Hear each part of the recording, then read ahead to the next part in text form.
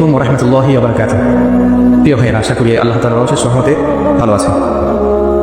আপনারা সকলেই জানেন আমাদের আগামী আসন্ন সংসদ নির্বাচন 2026 সালের মধ্যেই হবে, হয়তো বা সেটা শুরুর দিকে হওয়ার সম্ভাবনা অনেক বেশি, হোক সেটা পিয়ার পদ্ধতিতে অথবা বর্তমান প্রচলিত পদ্ধতিতে।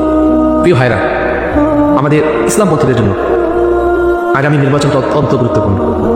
ইতিপূর্বে 1971 সালের পর থেকে 2024 পর্যন্ত ইসলামপন্থীদের জন্য এত বড় সুযোগ, সংসদে ইসলামী সরকার গঠন করার সুযোগ, দেশের শরিয়া বাস্তবায়নের সুযোগ ইতিপূর্বে আর কখনোই আসেনি।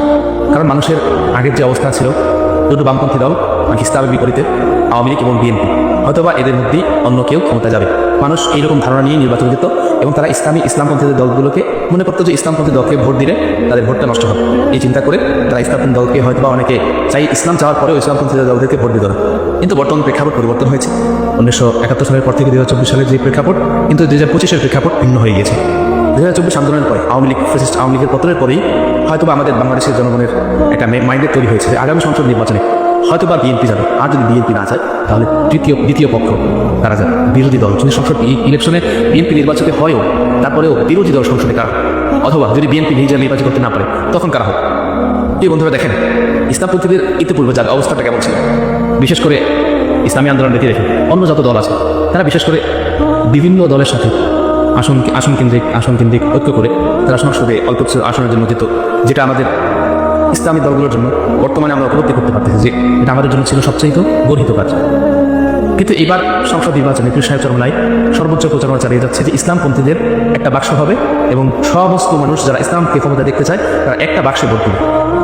এখন দেখেন ভাইরা, এই সংসদে ইসলাম প্রতিষ্ঠা, দেশে শরীয়ত আইন বাস্তবায়ন, কোরআন সুন্নাহ অনুযায়ী দেশ পরিচালনা, আল্লাহ রাসূল সাল্লাল্লাহু আলাইহি ওয়াসাল্লামের খিলাফা আলা মিনহাজুন নবুওয়া গঠনের আমরা শুধুমাত্র একটি ধাপ পিছিয়ে আছি।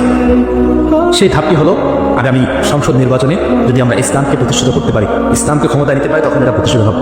এখন এই প্রতিষ্ঠা হওয়ার বাধাটা, আগে তো ইসলাম প্রতিষ্ঠার জন্য সবচেয়ে বড় বাধা ছিল আওয়ামী লীগ, কিন্তু এখন তো তারা নেই। এখন ইসলাম প্রতিষ্ঠার জন্য সবচেয়ে বড় বাধাটা যে ভাইরা, সেটা আমি যদি বিএনপির ভাইদের কাছে জিজ্ঞেস করি, অবশ্যই এটা যদি বোধসম্পন্ন ব্যক্তি হয় তখন বলবে যে স্বাভাবিকভাবে বিএনপি এখন ইসলাম প্রতিষ্ঠার সবচেয়ে বড় বাধা। তাহলে আপনি একজন মুসলমান হয়ে আপনি কীভাবে একটা জাতীয়তাবাদী যারা ইসলামী শরিয়া বাস্তবায়নের প্রতিপক্ষ হয়ে দাঁড়িয়েছে তাদেরকে আপনি কীভাবে সমর্থন করেন?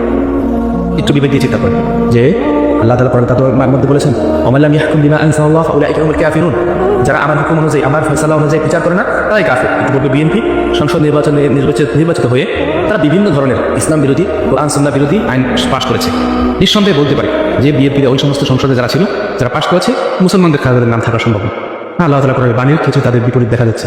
আল্লাহ তাআলা কোরআনের বাণী যা বলেছে, ওয়া মান ইয়াহকুম বিমা আনজালাল্লাহু ফাউলাইকা হুমুল কাফিরুন, এই আয়াতের অন্তর্ভুক্ত হয়ে গেছে।